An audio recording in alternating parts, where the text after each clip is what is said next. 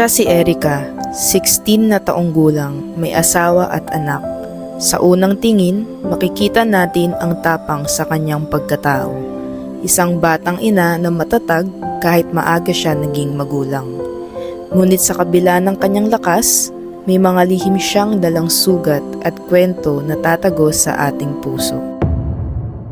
Samahan niyo akong bisitahin at uling kamustahin ang kalagayan ngayon ni Erica, ang batang ina. Welcome back to my vlog. So ngayon po ay nandito tayo kala Erica at meron po tayong mga bit-bit syempre. 5 kilong bigas, tapos electric fan, foam at maraming groceries po para kala Erica. So ayan, samahan niyo po kami at kamustahin po natin ang sitwasyon nila ngayon. Ayan, tara punta natin sa Erica. Ay, ang cute na. Yung baby niya. Hello! Nandiyan pala sila. Tara. Hatid natin ang mga pasalubong kay Erica. Ikaw ako, Adere, diyan ka lang.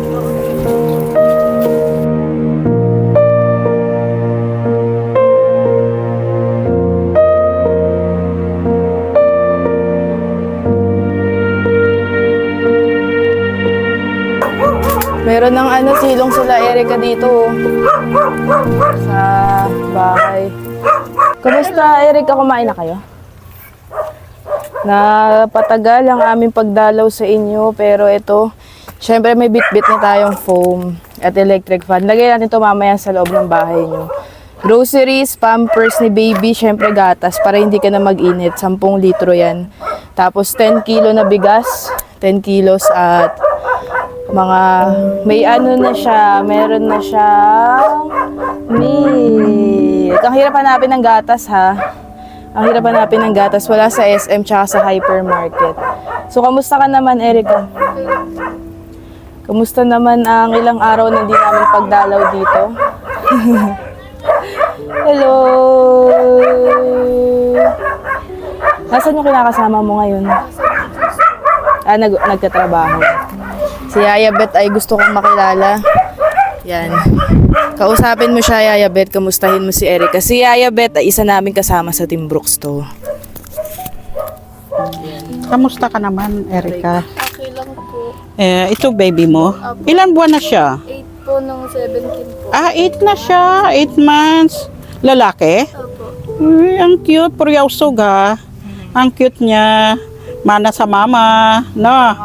Oo, kamukha o. Yung kwan niya mata. Ganda. Ganda ng mata. Mana sa nanay. Ilan taong ka na? 16 po. Bata pa. Mga 17 pa lang po sa April. April Oh. 11 po. Birthday mo sa April. Happy birthday, Erica. Lagay natin itong mga gatas. May nanay ka pa? May nanay ka pa? Meron po. Oo. Nasaan? Nasa business po. Ay, hindi nyo kasama dito. Oo. Solo ka lang, anak? Opo. Namatay po yung panganay at bunso po sa una. Oo. Ngayon, sa nanay mo, may kapatid ka doon, wala? May kapatid po sa pangalawa. Oo. Tara, ayusin natin ang gamit sa bahay ni Erica.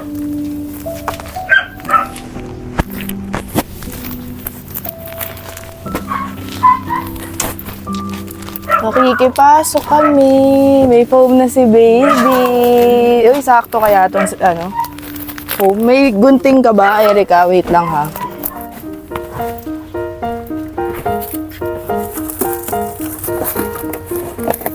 Si Yaya Beth na lang daw ang mag-a-assemble.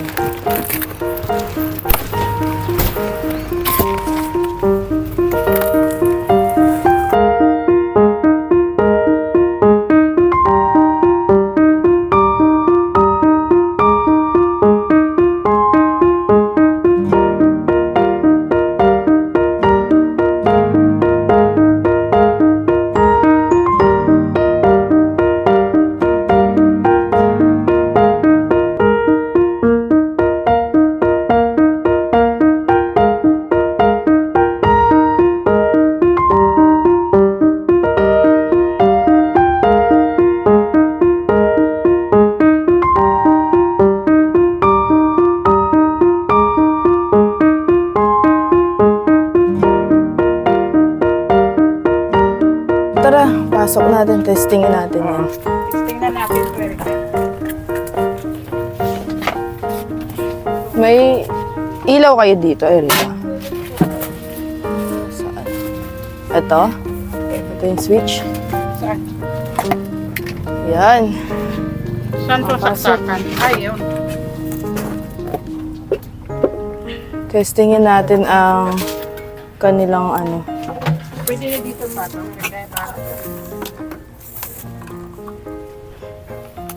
O yun. Ayos. Paano tayo steady ay? Masarap ang tambay niyo dito. Kasi laging nasa labas sila, Erika. Siguro mainit kasi dito. Kaya lagi sila nakatambay sa labas. Mainit talaga. Tumatagos ang init. So ngayon naman, ang ayusin natin ay yung foam nila, Erika. Ano to, Erika? Yung mga bote niyo dito, ano ginagawa niyo dyan? Inuman po. Ah, ito. Saan kumukuha? Diyan po sa group. Ah. Iwasan yung gripo niyo dyan. Iwasan. Bumili ako ng tubig para kay baby mo, ha? So, ito, Erika, may mga bit-bit kami sa yung groceries para sa inyo ni baby. Ano palang sabi ng kinakasama mo nung nakaraan? Wala naman. Okay naman sa kanya. Ayan, so meron tayo ditong mga ano, panlaban. Ikaw ba naglalaban ng damit? Opo. Tapos, mga itlog, Erika, kayo na bahala dito, ha. At syempre, mga biskwit. Yan, Milo. Pinala na rin kita ng napkin para sa'yo. Syempre, hindi lang si baby. At may mga pansit canton ka dito, mga biskwit, madaming dilata. Ayan, ang bigay natin kay Erika. Syempre, ang pampers ni baby. Meron din siya dito. At saka may gatas siya. Kaso nadala nila Kuya Red, pero pagbalik nila, binilhan namin si baby kanina ng gatas. At meron kayong 10 kilong bigas, ha? Para makatulong naman to sa inyo. Asan yung tubig? Ayun yung tubig. So, ngayon ayusin na muna natin yung foam nila, Erika, para wala na siyang gagawin. Para medyo komportable na yung tulog nyo dito. Malamok ba dito pag gabi? Hindi naman po nakakita. Ayan o, kahit nakaganyan kayo dito sa gabi, tutok mo na lang din to para nalalamigan kayo. O kaya sa hapon para hindi ka na lumalabas. Kaso lang, meron talaga tong bedsheet. Binilang kita kumpleto to. May bedsheet. Naiwan namin. So, pagbalik na lang namin ulit, dadaling ko yung bedsheet na itong foam nyo. Sakto yata to eh. So, tanggalin ba natin yung plastic o wag na muna? Wag na muna, no? Kasi baka... Kaso lang may mga box, Erika. Tanggalin muna natin. Wait lang, para maayos, malagay natin tong... Ay, na daw.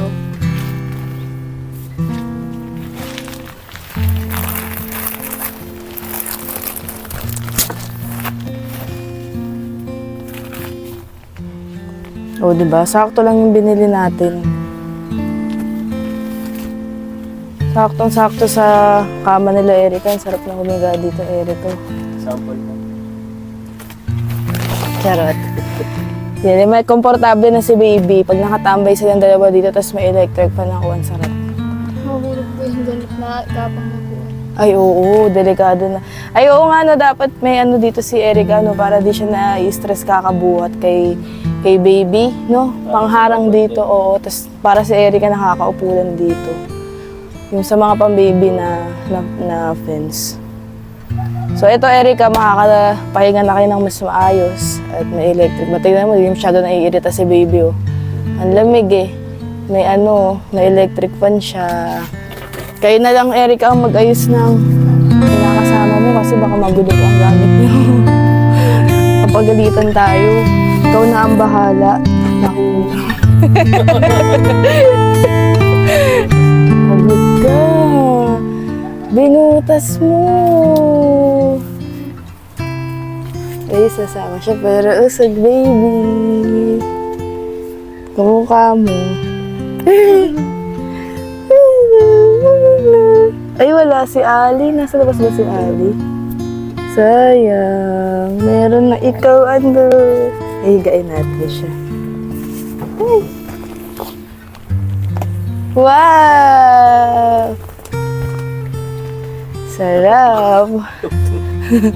Alin? Tutok natin sa kanya. Uy, sarap na. Diba? Pwede ka nang magiga-higa dito, Erica. Para mag-ano ka, relax ka naman. Oo, natutuwa nga siya eh. Sarap. Meron na kaya yung foam ni mami mo.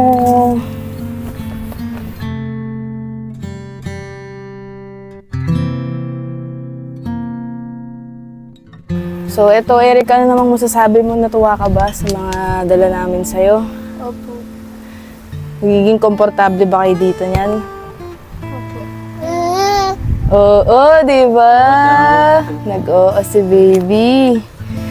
Sige, ano namang ano. At actually, eto, Erica pala, may mga nagbigay sa'yo ng tulong. So, pinambili natin ng foam at saka ng electric fan at groceries ang mga nagbigay sa'yo ng tulong. So, anong masasabi mo sa mga taong sumusuporta sa'yo? Maraming salamat po sa mga tumulong kahit hindi ko po kilala. Kaawaan po sa ng Diyos. Maraming salamat po sa elektriko. Malaking tulong po sa amin at malamot po dito kagagabi po. At sa pumpo ay nasakit po sa likod yung tawag po. Kaya maraming salamat po doon sa pumpo. Malaking tulong naman to sa inyo, no? Opo. Ayan. Salamat sa'yo, Erica, at pasensya na hindi ka namin nabalikan agad kasi madami kaming inasikaso, pero huwag kayong mag-alala, syempre. Babalik at babalik kami sa inyo ni baby. Yay!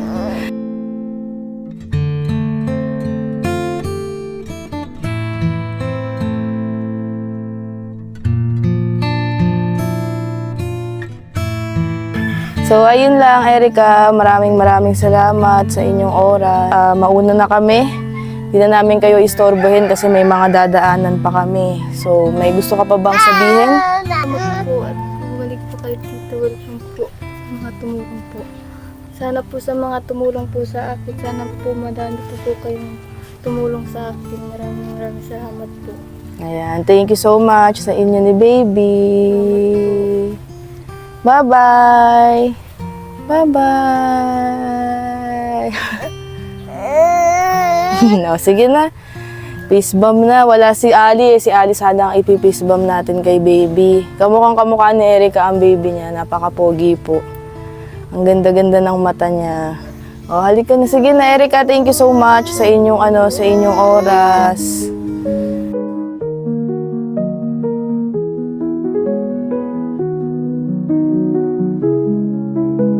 So, ayun po ng mga kalingap, napakasaya po sa puso na kahit papano po ay nakatulong po tayo kay Erica. Hindi man po ganun kalaki ang ating naibigay sa kanya, pero sure po ako na malaking tulong po yun sa pang-araw-araw nila. Kasi syempre, may baby siya at saka syempre si Erica, nakita niya naman po bata pa at medyo mapayat din siya. So talaga masakit po talaga sa likod ang higaan nila. Kahoy lang po siya talaga at ang init sobra, lalo na po ang yero po nila, tumatagos po talaga yung init. So malaking tulong po sa kanila yun, lalo na po yung mga groceries natin, yung mga delata.